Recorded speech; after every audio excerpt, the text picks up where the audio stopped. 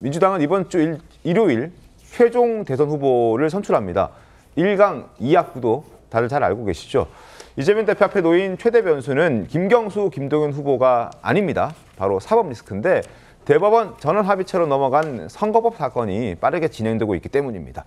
속도전 의미 뭔지 또 왜 서두르는 건지 조희대 대법원장이 강조했던 633 원칙부터 다시 한번 들어보겠습니다. 모든 국민은 신속한 재판을 받을 권리를 가지는데도 법원이 이를 지키지 못하여 국민의 고통을 가중시키고 있습니다. 원래는 어느 때보다 사법부의 역할과 책임이 막중합니다. 사법부 본연의 사명인 신속하고 공정한 재판을 위한 노력은 2025년에도 계속되어야 합니다. 대법원 전원 합의체는 통상 한 달에 한 번 심리를 합니다. 그런데 벌써 3일에 2차례 심리했죠.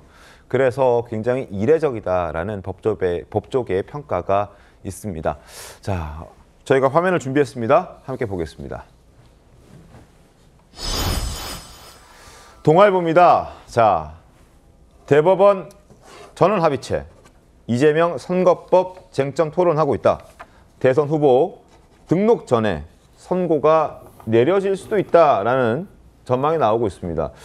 5월 11일 다음 달 11일이 대선 후보 등록 최종일인데 그 전에 신속하게 결론을 내릴 수 있다 이런 겁니다. 물론 뭐 또 바뀔 수도 있고 달라질 수도 있고 여러 가지 경우의 수는 있겠지만 3일새 2번의 심리를 하는 이런 속도전을 보여주고 있는 대법원 전원 합의체의 모습을 보면 5월 11일 후보 등록 최종일 전에 결과가 나올 수도 있다. 이런 전망들이 지금 법조계에 나오고 있습니다. 김광선 변호사님 어떻게 좀 보셨습니까? 지금 굉장히 이례적이잖아요. 네. 바로 소부에 배당하고 배당 한 날 전원합의체 회부하고 네. 그날 또 심리를 하고 이틀 후에 또 두 번째 또 심리하는 거 아니겠습니까? 네네. 그러면 이건 대법원의 어떤 의지가 적어도 5월 중에는 선고를 하겠다는 취지인 것 같아요. 근데 이걸 대법원장 혼자 결정할 수 있는 건 아니고요. 네. 같이 심리하는 대법관들 12명의 의견을 다 들었을 겁니다. 그렇죠. 그래서 심리 기일이랄지 선고 기일을 어느 정도 목표를 설정하고 지금 심리를 하고 있다 이렇게 볼 수 있을 것 같아요.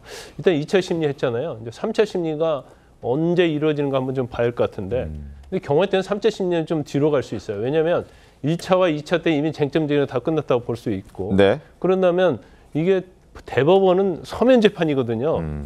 그러면 사실은 모여서 물론 쟁점 정리 그런 것이 1, 2차에서 어느 정도 정리가 됐다고 한다면 네. 한 3차에서 한 번 정도 더 하고 그다음에 이제 어떻게 결정을 내릴 것인지 갈 수 있기 때문에 우리가 일반적인 1심 항소심 재판에서는 사실은 변론 기일을 정하고요. 네. 거기서 또 뭐 선고 기일 정하고 이런 절차가 있는데 대법원은 서면 재판이단 말이에요.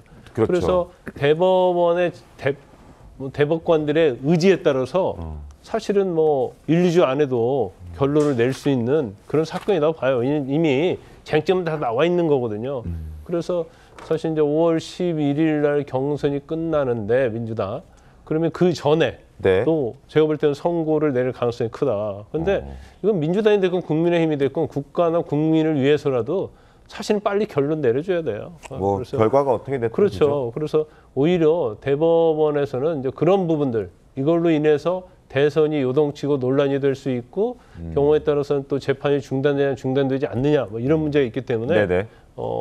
그리고 전원 합의체이기 때문에요. 여기서 네. 결정이 나오면 이거에 대해 비판하면 안 돼요. 민주당도 비판하고 있는데 어느 소부가 배당받았고 이렇게 간다고 한다면 뭐 비판할 수도 있겠죠. 네. 그렇지만 전원 합의체는 12명 지금 재판관들이 하는 거 아닙니까?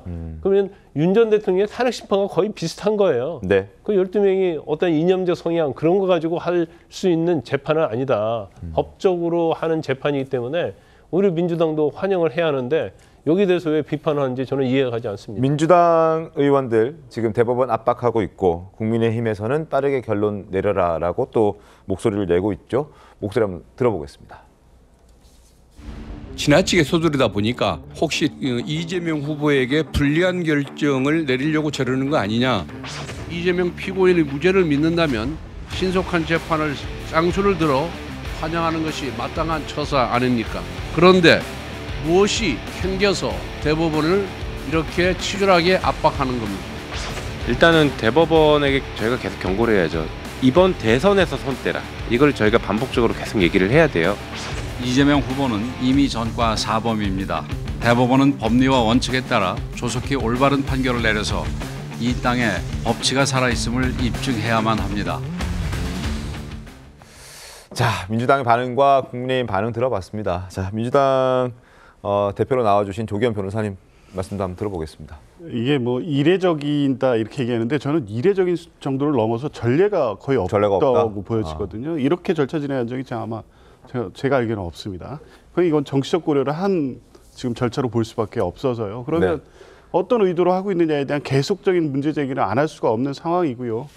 글쎄요, 이제 300심 전원 합의 심리기일이 잡히지는 않았지만 지금 추진한 일정으로 보면 대선 전에 어떤 결정을 하겠다는 이 방안을 갖고 하는 것 같은데 이게 제대로 된 충분한 심리를 하겠다는 건지 그걸 통해서 국민들이 납득할 만한 결과를 내놔야 되는데 결과와 어떤지와 관계없이 정치적 고려를 해서 절차를 진행하고 있다면 이 자체로 비판받을 부분은 분명히 있습니다.